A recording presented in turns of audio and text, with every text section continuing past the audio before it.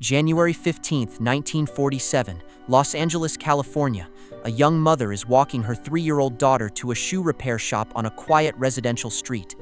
In the weeds of a vacant lot, she notices something white lying in the grass. Her first thought? A department store mannequin, broken in half. It is not a mannequin. What she found that morning would trigger the largest investigation in the history of the Los Angeles Police Department and become one of the most haunting unsolved cases in American history. A 22-year-old woman who came to Hollywood chasing stardom and instead became a legend under a name the world would never forget, the Black Dahlia. Today, we open the case file. Elizabeth Short was born in July 1924 in Massachusetts, the third of 5 daughters. Her father, Cleo, built miniature golf courses, and for a while business was good. Then came 1929.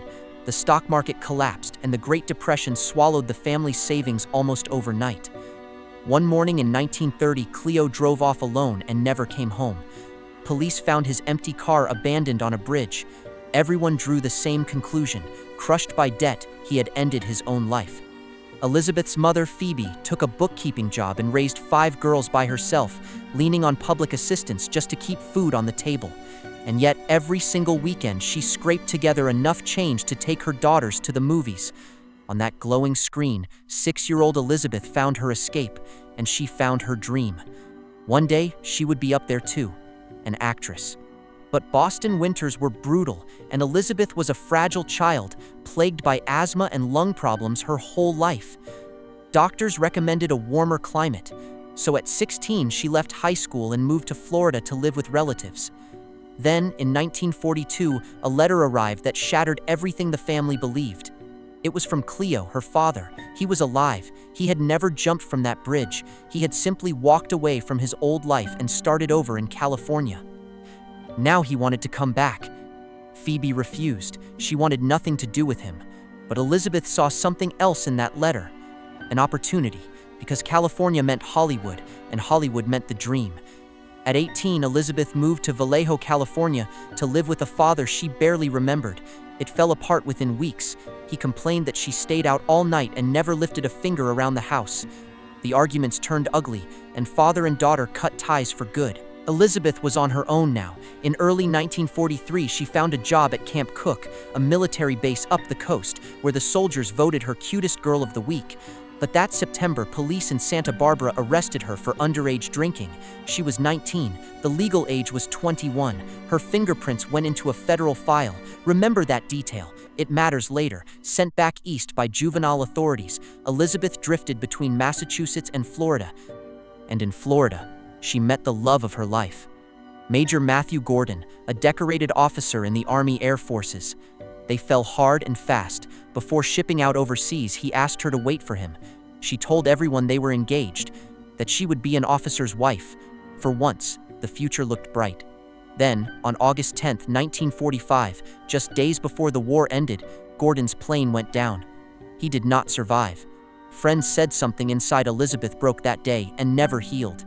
She drowned the grief in bars and late nights, and in 1946, she drifted back to Los Angeles, briefly reconnecting with an old boyfriend before that too, collapsed within weeks.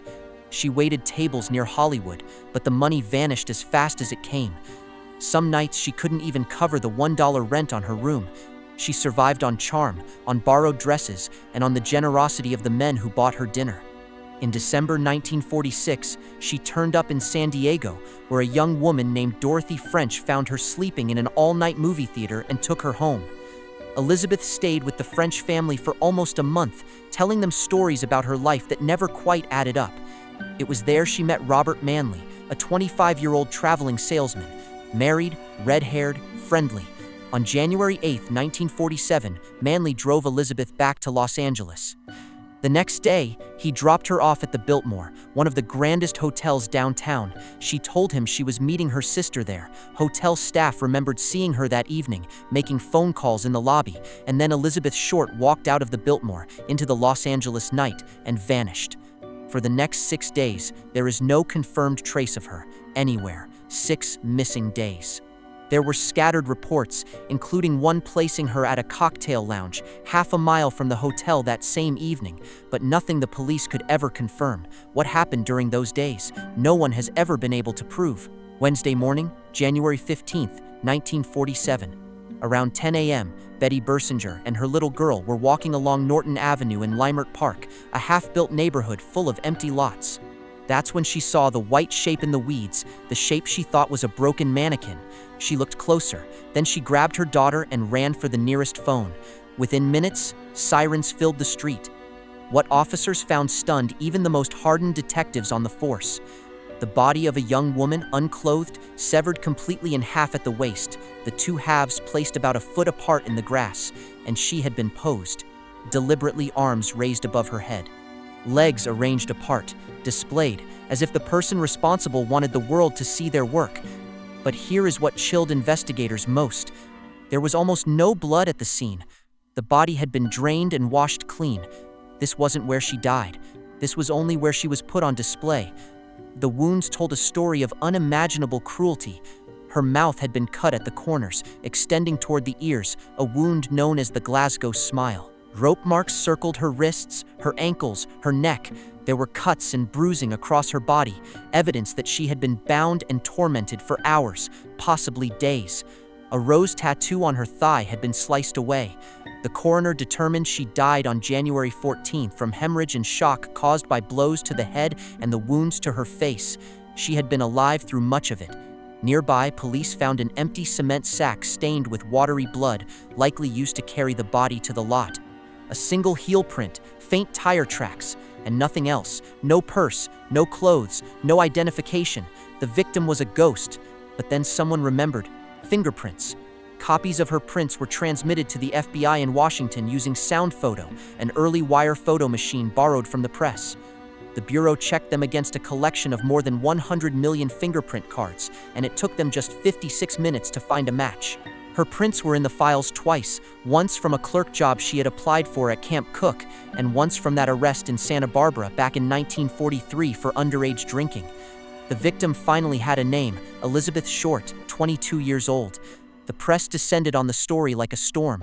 One paper first branded it the werewolf murder, but the name didn't stick. Then reporters dug up something better.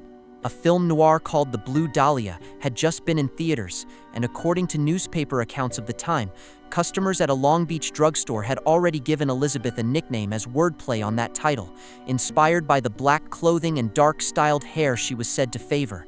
The papers ran with it, The Black Dahlia. Within days, that name was on every front page in America, and it stayed on the front page of the Examiner for 35 straight days. The case became a national obsession, and in the middle of that storm, reporters did something that remains one of the ugliest episodes in American newspaper history. Before Elizabeth's mother, Phoebe, knew anything at all, a reporter called her in Boston and told her that her daughter had won a beauty contest. Overjoyed, Phoebe shared every detail of Elizabeth's life. Only when the reporters had squeezed out everything they needed did they tell her the truth. Her daughter was dead, and her death was the biggest crime story in the country. Then the paper offered to fly her to Los Angeles, not out of kindness, but to keep her away from rival reporters. The LAPD threw everything they had at it. 750 investigators were pulled in from the LAPD and surrounding departments, including 400 sheriff's deputies and 250 state patrol officers.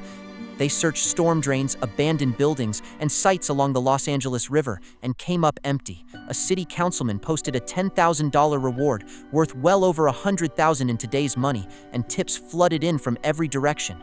The lead investigator, Captain Jack Donahoe, told the press he believed the crime had taken place in some remote building or shack on the outskirts of the city, and that the body had been driven in and left in that lot. But believing it and proving it were two very different things. Suspect number 1, Robert Manley, the last known person to see Elizabeth alive. He was grilled for hours and given 2 separate polygraph tests. He passed them both, and his alibi held. Manley was cleared. Her old boyfriend was tracked down next. He hadn't even been in Los Angeles when it happened. Also cleared. Detectives also tracked down Elizabeth's father. Cleo Short, it turned out, was living just 3 miles from the vacant lot where his daughter was found. He told police he hadn't seen her in 3 years and that he was still bitter she had refused to keep house for him. And when the coroner asked him to identify his daughter's body, he refused. Then, 6 days after the discovery, the case took a turn no one saw coming. The phone rang at the Los Angeles Examiner. The voice on the line claimed responsibility for what happened to Elizabeth, congratulated the paper on its coverage, and promised to send souvenirs to prove it. A few days later, a package arrived. The words on the envelope had been cut and pasted from movie advertisements. "Here is Dahlia's belongings. Letter to follow."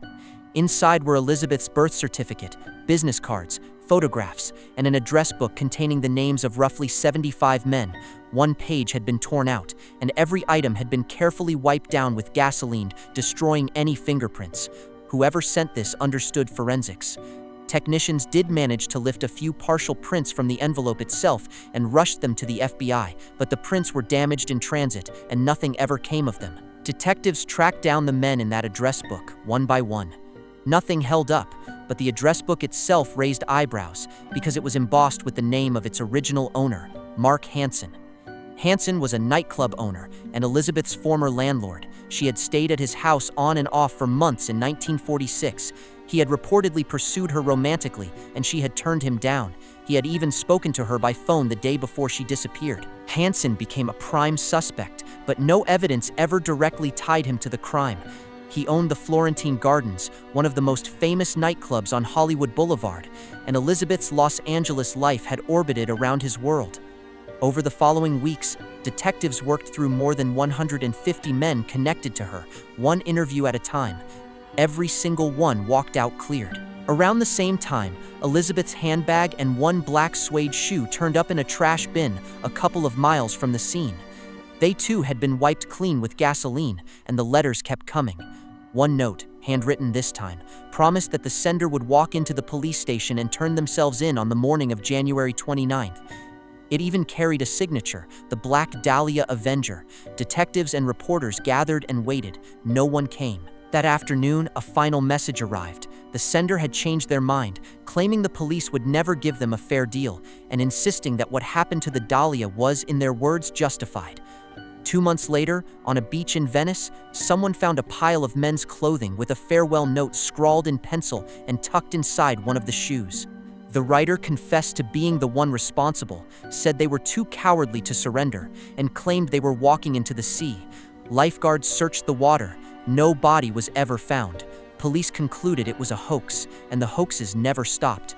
Over the years, more than 60 different people, men and women alike, walked into police stations and confessed to being the Black Dahlia's attacker.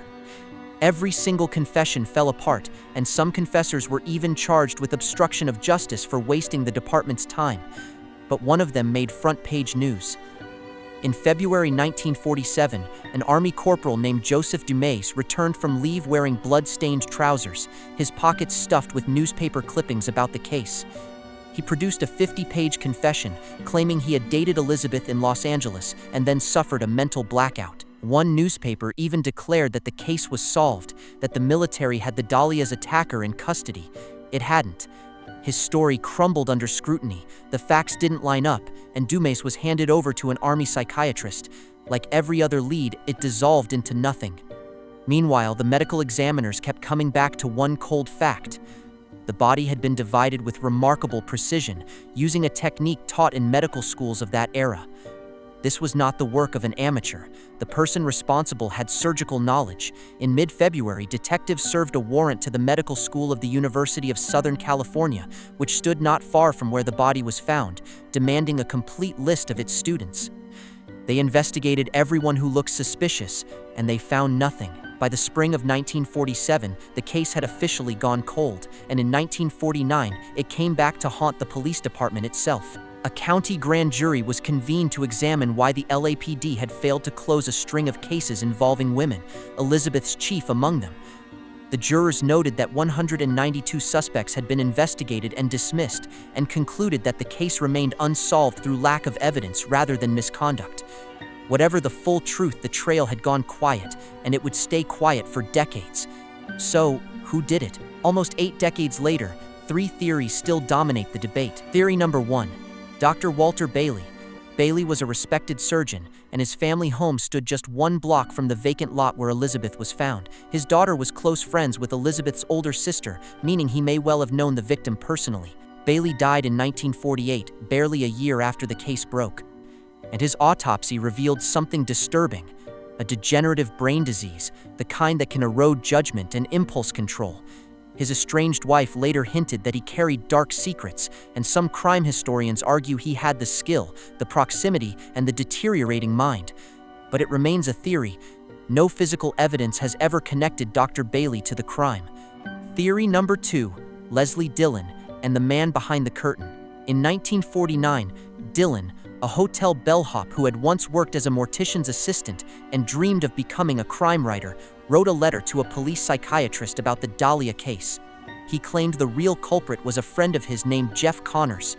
But as detectives questioned him, Dillon revealed details they believed had never been made public. And when police couldn't locate any Jeff Connors, they began to suspect that Dillon had invented him and that Dillon was really talking about himself. Connors eventually turned out to be a real person. No charges were ever filed, and Dillon even filed a $100,000 claim against the city for his troubles. Case closed? Not quite. In 2017, British author Pew Eatwell re-examined the original files and argued that Dillon really was the one who carried it out, with nightclub owner Mark Hansen pulling the strings. Her account points to a small motel in Los Angeles, where, according to statements that surfaced decades later, the owner walked into one of his rooms on the very morning the body was found and discovered it soaked in blood.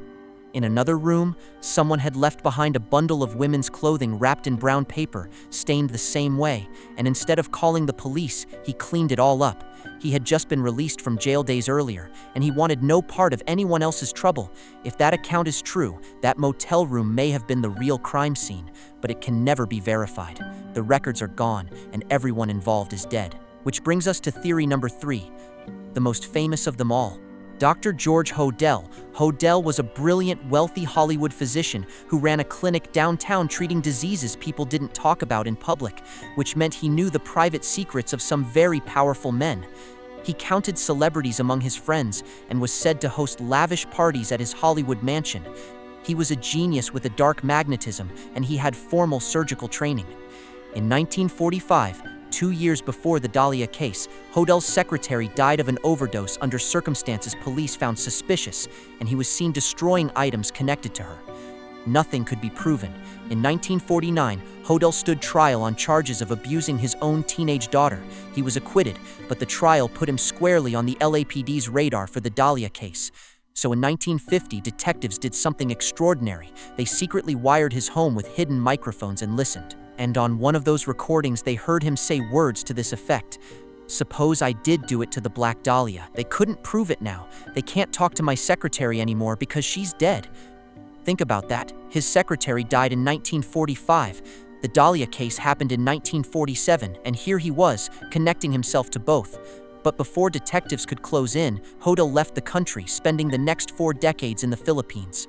He returned to California in 1990 and died in 1999 at the age of 91.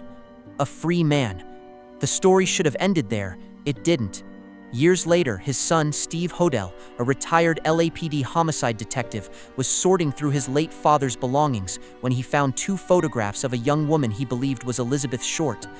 Steve spent years building the case against his own father. The surgical skill, the wiretap transcripts, handwriting comparisons that, he argued, matched his father's script to the notes mailed to the papers. Witness accounts placing George and Elizabeth together before her death, even reports of a black sedan matching his father's car seen parked near that vacant lot on the night the body was left there. It is a chilling theory, but it has cracks. Elizabeth's family insists the woman in those photographs isn't her at all.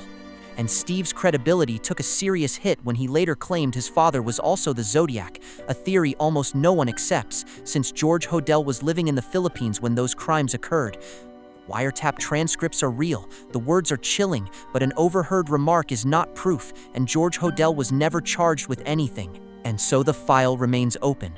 Bailey, Dillon, and Hansen, Hodel, 3 theories, 0 convictions. Every suspect is gone now, and the physical evidence, what little ever existed, has scattered across almost 80 years. Elizabeth Short came to California chasing the brightest dream America ever sold, and the city turned her into its darkest legend. She was 22 years old. Her family buried her at Mountain View Cemetery in Oakland, California. Her mother, Phoebe, lived on until 1992, 45 more years without an answer. Whoever did this was never held to account. Maybe they lived out a long, quiet life just a few miles from that vacant lot. Maybe they confessed, and no one believed them. Maybe their name was in this story today. Somewhere in a forgotten evidence box, the truth may still be waiting. This has been Inspector Dax. If you have your own theory about who was behind the Black Dahlia, drop it in the comments below and subscribe, because there are more cold case files on this channel waiting to be opened. Until then, stay sharp.